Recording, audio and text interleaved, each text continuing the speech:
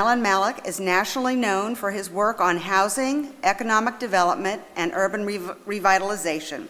He's worked with local governments and community organizations across the country to develop creative policies and strategies to build their cities and their neighborhoods. His topic is Future Montclair, Housing Demand, Maintaining Affordability, and Preserving Quality of Life. Please welcome Alan Mallach.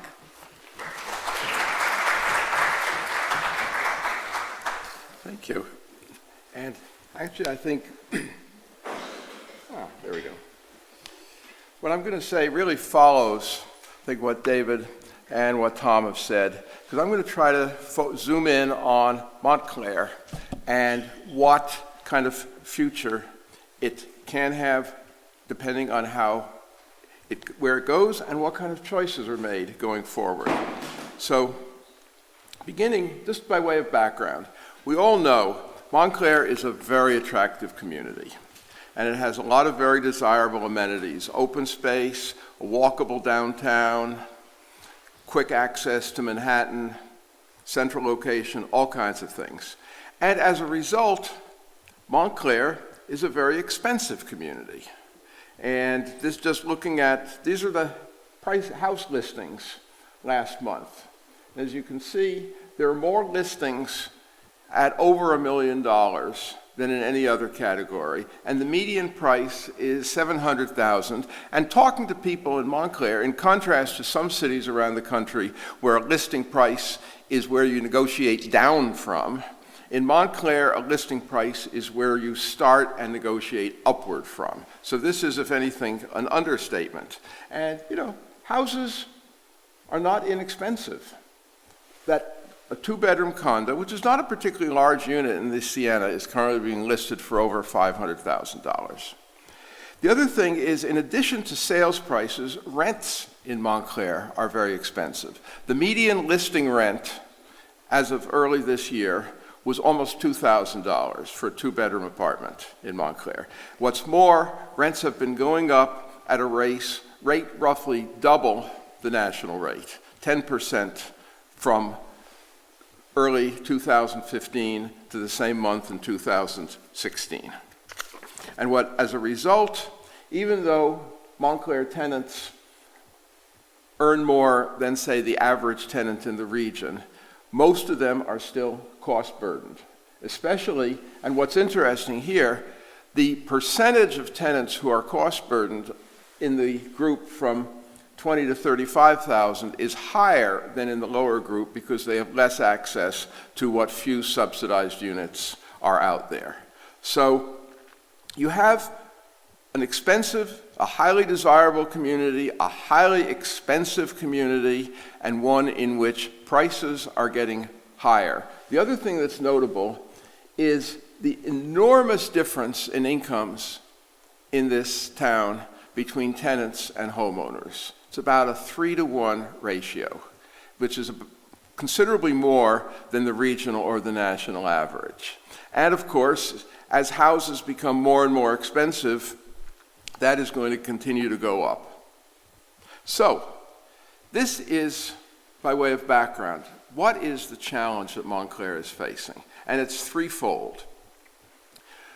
There is tremendous demand on the part of people who want to live in Montclair.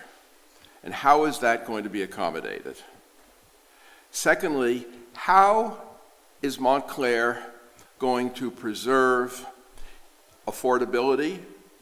And I realize after listening to David, that word should be inclusion, not diversity, because I agree with him. How can Montclair continue to be an inclusive community, racially, economically, and socially? And third, how can Montclair maintain the quality of life, which is an important reason that there is this tremendous demand from people to live in Montclair, and prices in Montclair keep going up. So that's the challenge. And it's how Montclair responds to that challenge is going to determine the type of community Montclair is going to be 10, 20, 30, and 50 years from now. So, The first thing is Montclair can follow the path of least resistance and continue the course that it's on currently, which is basically this. Now, I'm not against density and walkability and so forth, but is this the way to do it? So if we talk about the path of least resistance, what does that mean? Density will continue to go up because of the demand and the opportunities that exist for development. But it will neither address inclusion, affordability, or the quality of life. Prices and rents will continue to go up, and the opportunity that people who are not affluent to live in Montclair will continue to diminish and get fewer and fewer with every passing year. In the course of that, Montclair will become an increasingly less diverse, less inclusive community. And then finally, all of this will happen not by virtue of a deliberate plan, but by ad hoc, deal by deal redevelopment. That is the track.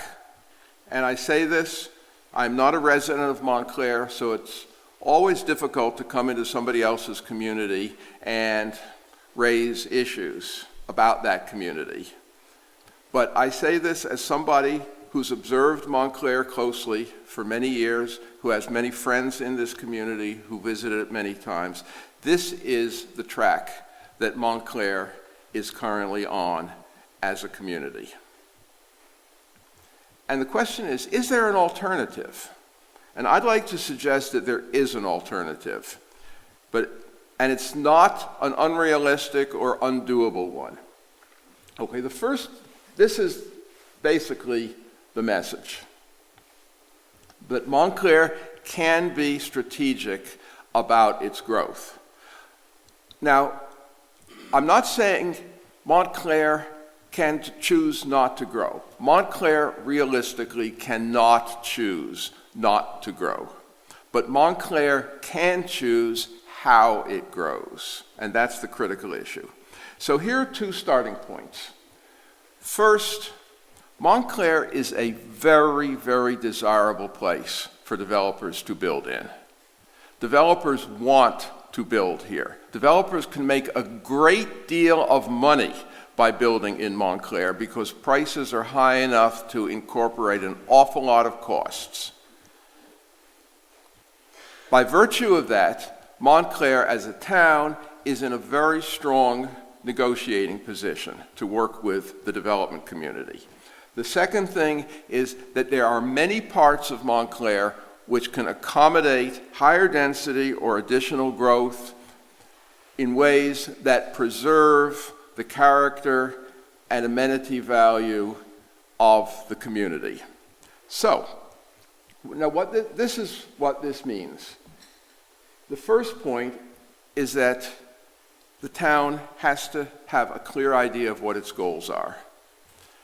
Secondly, the second point, which ties into that, is when towns change the zoning, whether through an amendment to the zoning ordinance, whether through a redevelopment plan, or some other mechanism, to increase the density of a parcel. That is the economic equivalent, and this is where I put on my economics hat. That is the economic equivalent of writing whoever who owns that parcel a multi-million-dollar check. Now let me give you an example. Suppose there is a piece of ground that currently is zoned to accommodate, let's say it could accommodate 20 apartments or 20 houses, or an equivalent amount of commercial space. And given that that has some value, that parcel might be worth, let's say, 20 times, $100,000 or $2 million. Now, let's say the town changes the zoning to accommodate 120 apartments in a mid-rise, 6-story building, for example. Now, one thing is this is an interesting quirk of real estate economics.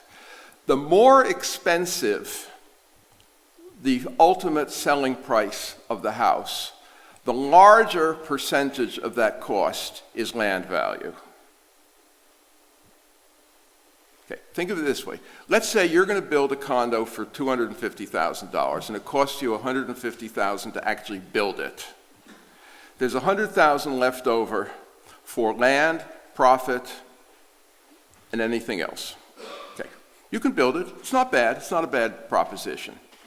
Now let's say you can sell a condo for $600,000. Now remember, the first condo, your development costs, excluding land, were $150,000. Let's say you can sell a condo for $600,000.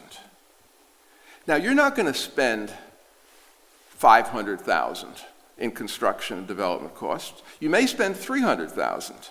That now leaves, instead of leaving a third of the cost for land and profit, now it's half of the cost. So land value goes up faster than sales price goes up.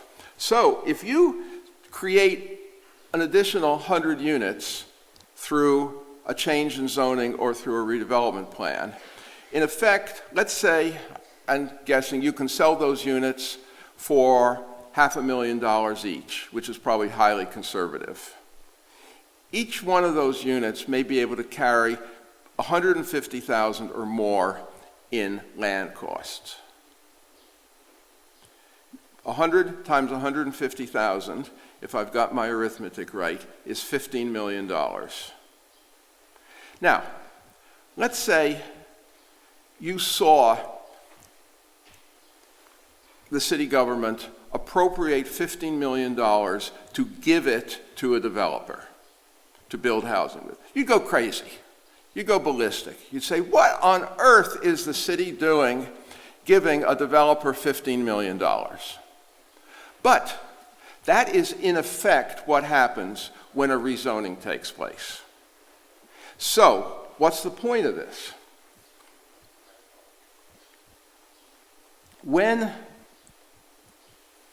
that happens, it is not only appropriate, and legal and desirable for the city to then turn to the developer, or the town to turn to the developer, and say, okay, we are going to give you an extraordinary windfall.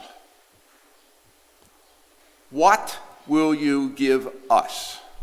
And when I say give us, I don't mean in terms of payments under the table to any member of the official body. I mean, how will you ensure that this development maximally benefits the entire community? How can you ensure that this development will, in fact, maintain and improve the quality of life of the community? And how will you ensure that this development best maintains and extends the affordability and inclusivity of our community? Or will this development end up impairing the quality of life and reducing affordability and inclusivity in this community?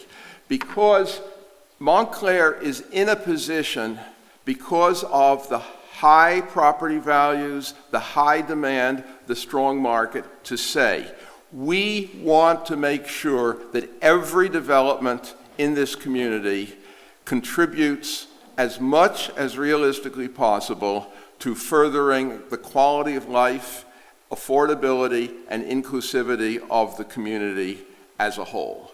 That is a basic message. Now, the only way one can do that is through a systematic, strategic, transparent planning process, which figures out what the community is looking for and makes sure it happens. And there are lots of things that can happen. Amenities, we all know the list. These are all things that are reasonable requirements. As far as affordable housing is concerned, if I were the planner here, and I were in a position to do so, I would say, look, let's start with 20% as a minimum and see how far we can go. Let's also look at, are there areas in the community where, if it's a large community, there are some areas that may be seeing redevelopment, some areas that not. Is it appropriate to look for benefits for other aspects of affordable housing, like funds that can be used to help low-income homeowners stay in their homes, or funds that can help landlords, responsible landlords of relatively affordable housing, upgrade their properties while keeping them affordable? So there are a lot of other things that are important. And then if you have a redevelopment area that is large enough, I can think of at least one that comes to mind, but then perhaps part of the redevelopment area should say that part of the redevelopment plan should specify that a site be actually set aside within the redevelopment area, which would enable a nonprofit organization or something to apply for funds to create still more affordable housing units than may be feasible through the inclusionary zoning ordinance. So there are a lot of ways and I know Home Corps has worked assiduously and hard year after year after year to create 10 units here, 6 units there, 2 units here. I think what Montclair should be thinking about is how can we get 50 units here, 100 units there, so that the number of affordable units in this community continues to grow, and the number of people who cannot afford $700,000 or $1 million or $2,000 a month can also continue to grow even as the community grows. So there are ways that Montclair can meet its challenges, and but the biggest challenge of all is to rise to these challenges, confront them, and solve them. Thank you.